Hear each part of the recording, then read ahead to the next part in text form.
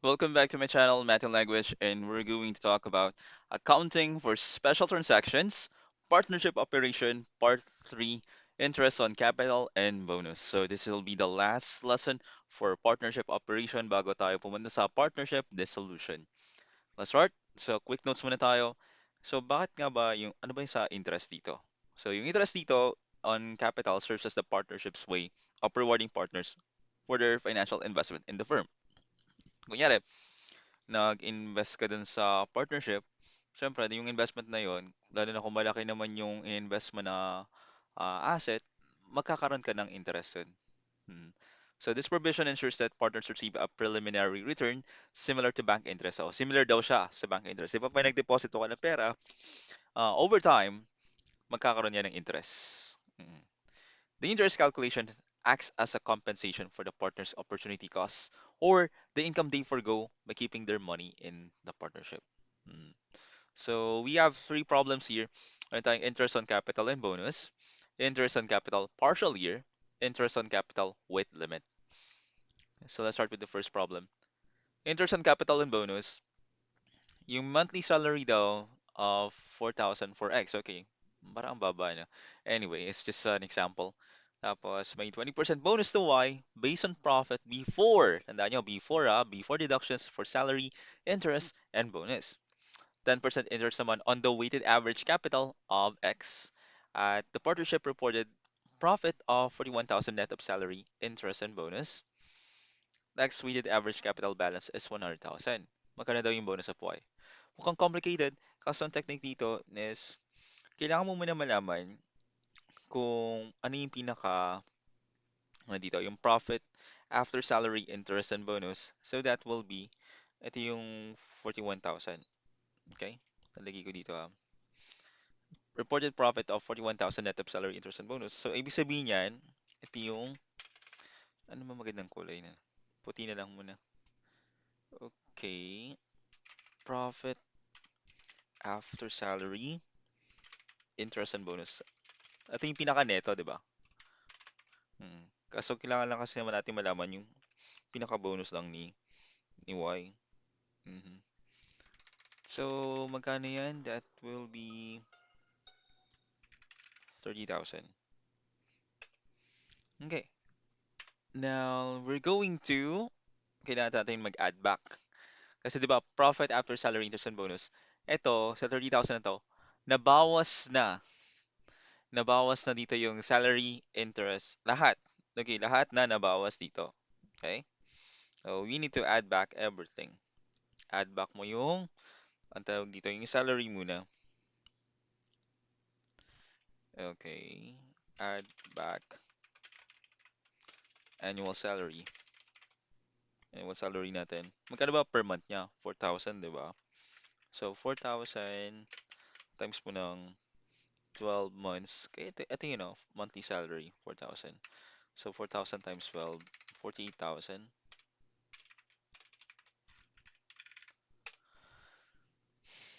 Okay. Tapos, i-add back natin yung interest on capital. So, meron tayong 10% dito. Sorry. Yeah, 10% interest on the weighted average capital of X. So, ano ba yung weighted average? Ito, binigay. Weighted average capital balance is 100,000. So, kukunin mo yung 10% nito. Okay, another color. I'll check green. So, another add back ulit. So, interest on capital 100K times mo ng 10%. Okay. Ayusin ko lang to.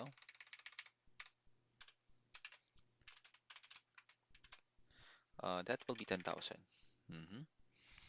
So, pag nakuha mo na yan, hindi, total mo yan kasi ba add back tayo, di ba? Magiging profit before annual salary and interest, but after bonus. Okay, lalagay ko muna. Lalagay ko ang linya para hindi nakakalito.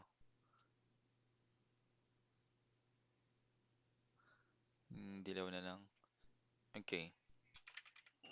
Profit salary, before salary, annual salary, para hindi nakakatito. Annual salary and interest. an interest, but after bonus. So, hindi pa na-add back yung bonus dito. Pag inad mo yan, 88,000, di ba? Ka-check natin. Gusto ko lang to. Okay. 30,000 plus mo ng 48,000 plus 10,000. Yeah, 88,000. Just to be sure lang. Okay. Ngayon, di-divide natin siya dun sa natin siya i-divide. 20% bonus to Y, di ba? Kung yung profit mismo, before salary, interest, and bonus, na multiply sa 20%. So, di-divide natin siya ng kabaliktaran yan. So, that will be 80%. I'll show you why. Papakita ko sa inyo bakit nga ba ako siya dinivide doon. Divide by yung 100% minus mo ng 20%. Ito yung sa less bonus rate, ha? Less 100% bonus rate. Ayan. Divide mo siya dyan. And you will get profit before salary, interest, and bonus. Diba?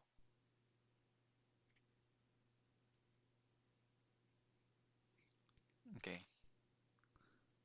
You will get this one. Maganda. Ito na lang. Profit before. Ito yung profit before. Lagay ko na lang yung salary nilang. Understood naman siya na annual. Interest and bonus. Diba? So pag dinivide mo yan, that's 110,000. Okay. Ito na yung mismong gross amount, diba? Yung hindi pa nababawas yung salary, yung interest and bonus. Tapos, para makuha mo yung bonus ng Y, nakalagay dito 20% bonus to Y. Before, kasi 'di ba nakalagay dito, before deductions of salary, interest, and bonus. Ito yun, no? So, ito yung amount. Tapos, bibigyan mo ng bonus sa 20%. Hindi mo multiply mo na 20% to. So, multiply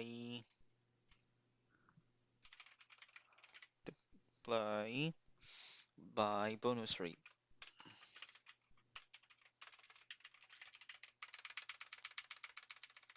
20%.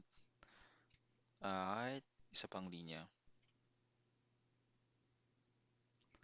And lastly, add another color na lang. Okay, this one. Ito na yung bonus mismo. Bonus bonus before bonus scheme.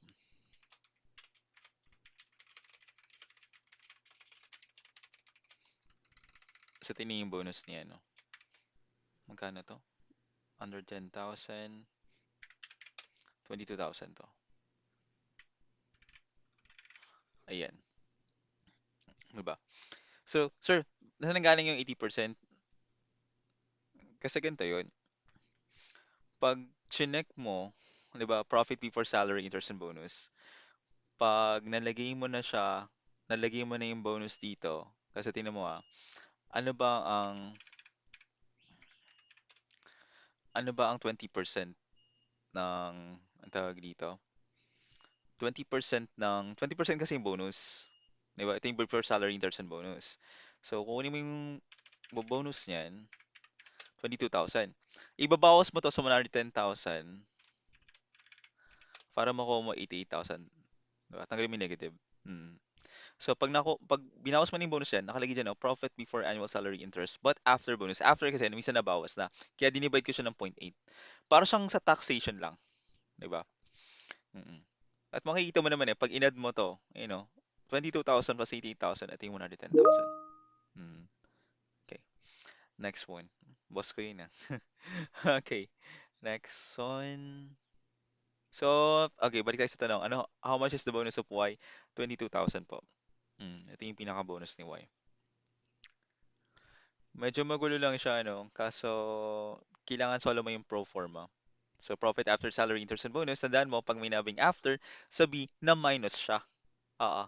Na minus na yung salary, na minus ang interest and bonus. Parang netting yung neto eh. So, kung gusto mo bumalik, mag-add back ka. Add back mo yung annual salary, add back mo yung interest and capital para maging profit before. Kaya before kasi, hindi mo nababawas kasi di ba in-add back mo. Kasi but after bonus, kasi hindi mo pa nababalik yung bonus. Mm. So para makuha mo, kung 20% yung bonus ng Y, i-divide mo siya then sa 100 minus 20. 100 palagi. 80%, so ito yung 110. Multiply mo siya sa bonus rate para makuha mo yung kay Y. Yun lang. So let's go to the next one. Interest on capital partial year. Oh, A and B form a partnership on February 28, 2001. The partnership agreement stipulates a 10% interest on B's weighted average capital balance.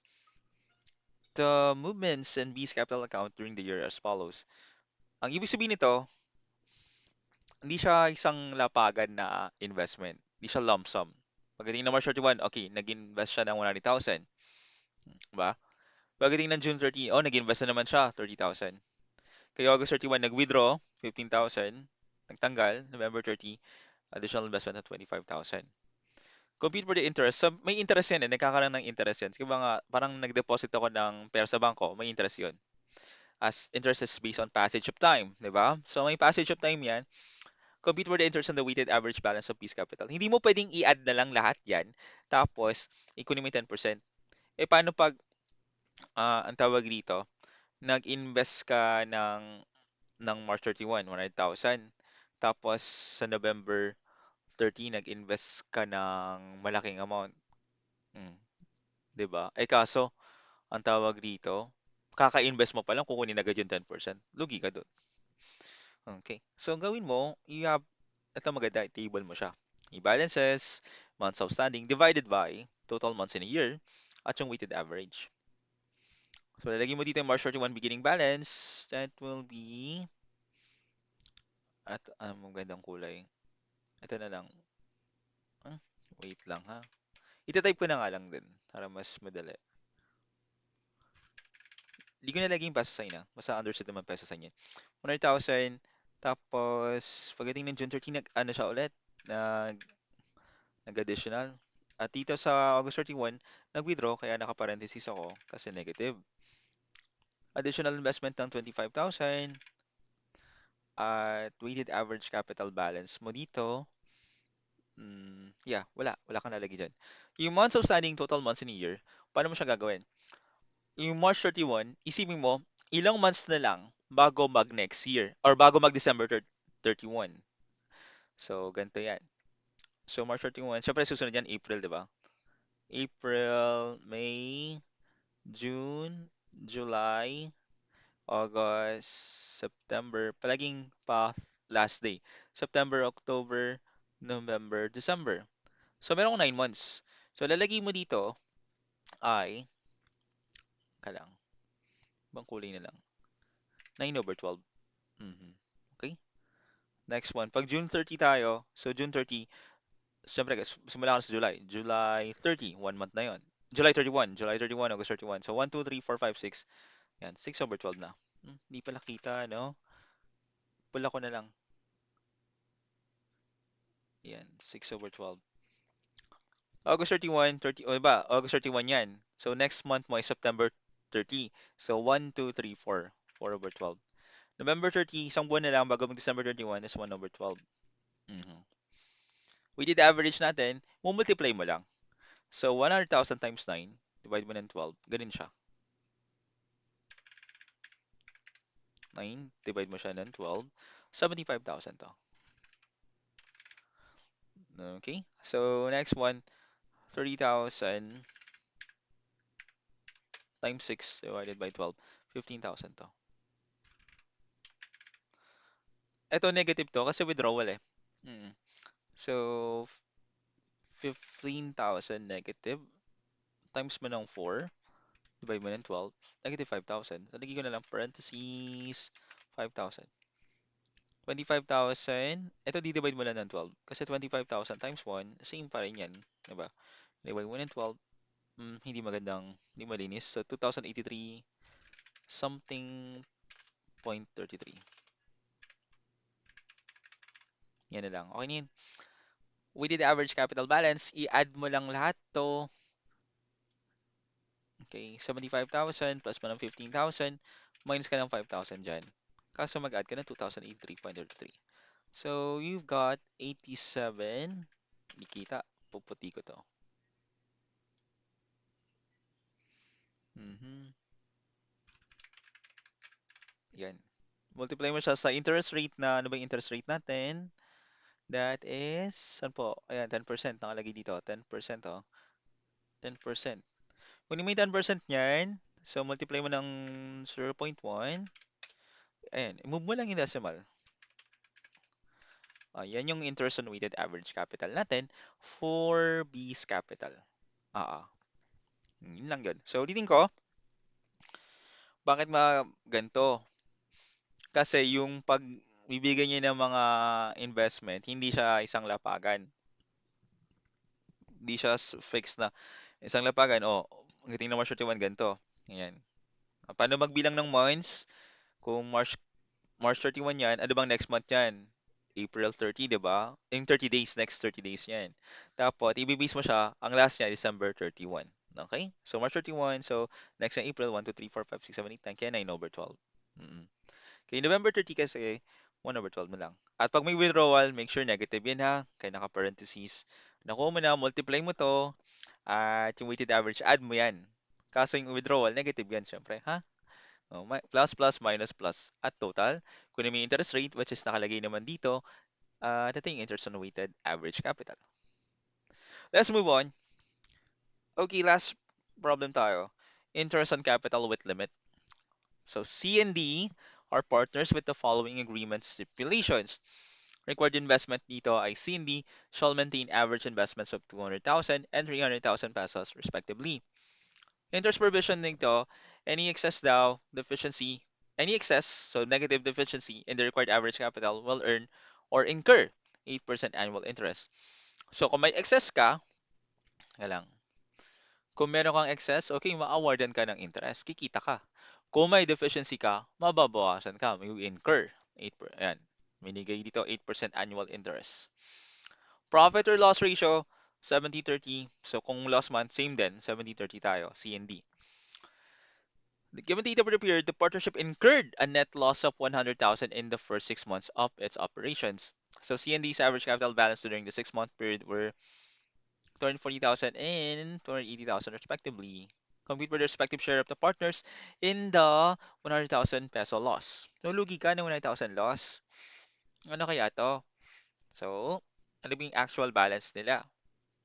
Tingnan natin. During the 6 month, teka lang, yung required muna. Required investment nila, kailangan nila mag-maintain ito. Lagyan mo siya sa required balance. Okay, so this one is 200,000. Kay D naman, that's 300K. Tama, ganda i-type ko na lang, no? Oo. Ito naman, 300,000. Yung actual balance mo,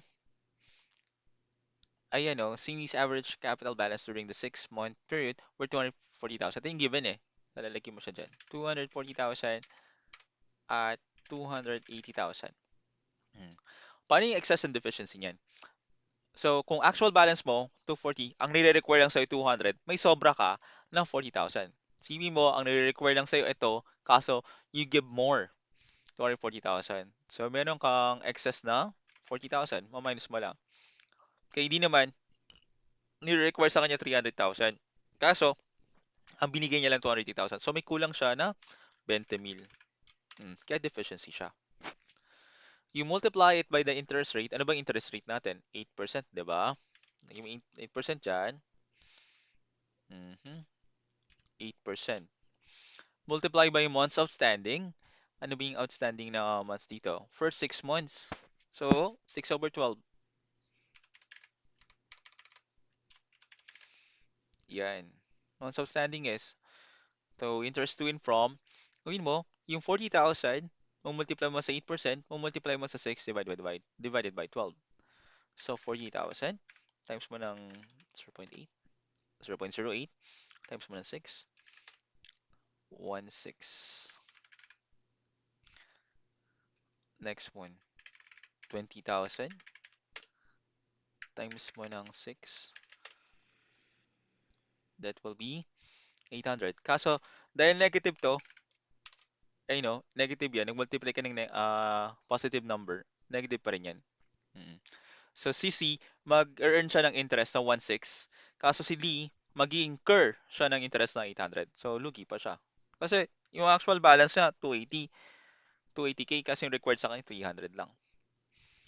Yung kay partner, okay, ang gagawin natin, ano na yung respective shares sa partners?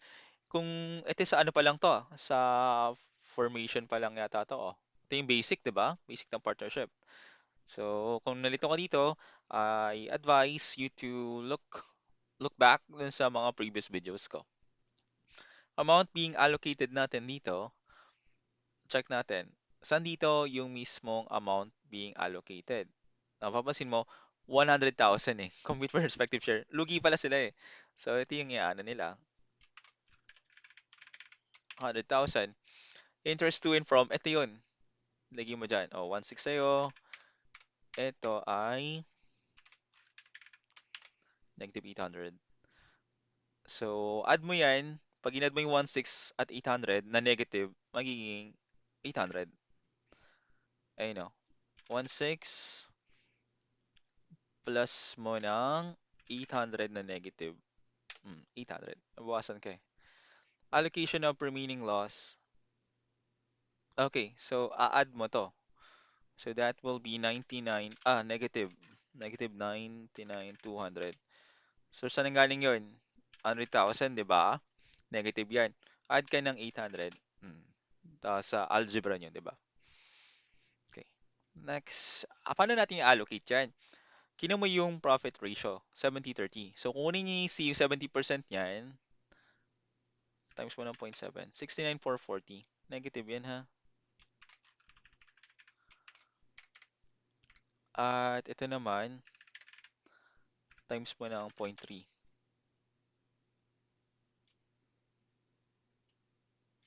Mhm. Dito ko na nga alam mo nilalagay. 29,760. Okay. Negative yan ah. At ngayon, i-add mo na yan. Pag pababa tayo dito sa CND. Hindi sa total ah. A-add mo lang siya. So 1.6 plus ka ng 16,440 na negative, I'll get 67,840 na loss. At yung kay D naman, 800 na negative, negative 800, pa-plus ka ng negative 29,760, 3560 yan. Mhm. Add mo to, 3560 na negative, plus mo lang 67,840 na negative din, 98,400. Let me just double check. Alright, so I made a mistake pala. So yung interest to and from, pag ito, di ba, amount being allocated, interest to and from, magma-minus ka pala dito. Oo. So hindi to pala to plus. So itong 99,200 na to, tanggalin ko lang to lahat ah. Mhm. Etong 100,000, mamayas mo siya ng 800, magiging, yung negative 100,000 siya, minus ka ng 800, magiging negative 1,800. Negative 100,800 siya. Negative 100,800. Mm. Allocation of remaining loss, so 70-30 tayo dito. Kunin mo yung 70% niyan. 75-60, negative. At ito naman, yung 30% nito, 32,400. 30,240. Mhm. Okay. Ngayon, add mo to. So, 1.6 plus ka ng 75.60, negative 68,960 to. Negative. At ito naman, 800, negative. Pa-plus ka ng 3240 na negative. Negative 31,040. Pag in-add mo yan, dalawa, minus ka ng 68,960. Kasi negative eh. Dapat, negative 100,000 to. Tama. If you remember, sa previous lesson, itong as allocated mo, dapat pareha siya dun sa amount being allocated para to make sure na tama ka. Hmm. So, paano to ginawa? Ulitin ko lang, nag-record ng investment. Mayroong mga record investment, tapos ay actual balance. Pag yung actual balance mo, katulad nito, kay C, mas malaki din sa required balance, mayroon siyang excess. And if you have excess, earn ka ng interest. Kaya positive to. Kaya di naman, dahil yung actual balance niya ay mas mababa sa required balance, tawag dito, may deficiency siya. At dahil may deficiency siya, kailangan niyang mag-i-incur siya ng interest. Magbabayad pa siya. Diba? Okay. Kung nakuha mo na yung interest to from, gagawa ka na ng table dito. Yung amount being allocated, yung depende ko ano yung profit or loss. So, 100,000, di ba? Negative. Lugi sila. Lagyan mo interest to from, tapos pag inad mo to, ito yung lalabas. Pag sa total, ma-minus ka dito. Amount being allocated minus interest to from, that will be negative 100,800. Tapos, i-allocate mo tong remaining loss na yan depende sa P&L ratio, which is 70/30. So 100,800 times 70%, that is 7,560. At so 100,000 times 800 times 130%, that is 30,240. Ngayon, para makuha mo kung magkano yung ina-allocate yung mismo nakuha ah, ng C&D, add mo lang 1,6 plus ka ng negative 7,560. So 68,960 na lang. Negative yan negative pa rin yan. Kaya di naman, negative 800 tapos negative 3240 pa, di magiging 31,040 pa. Okay. Sir, bakit puro negative? Kasi una, loss pa lang eh. 100,000 yung loss mo, di ba? Pagkahatian nyo yun. Hmm. And that's the end of the lesson on partnership operation, part 3 ng interest on capital and bonus. This is the last lesson for partnership operation. Ang next lesson ko will be partnership dissolution na tayo. Okay. So dalawa na lang, partnership dissolution and liquidation, tapos na tayo sa partnership under ng accounting for special transactions. Again, if you have questions or you need of clarifications, please comment down. Again, and this is James, your math and language instructor. Please like and subscribe. Malaking tulong sa akin yon. Salamat po. Bye.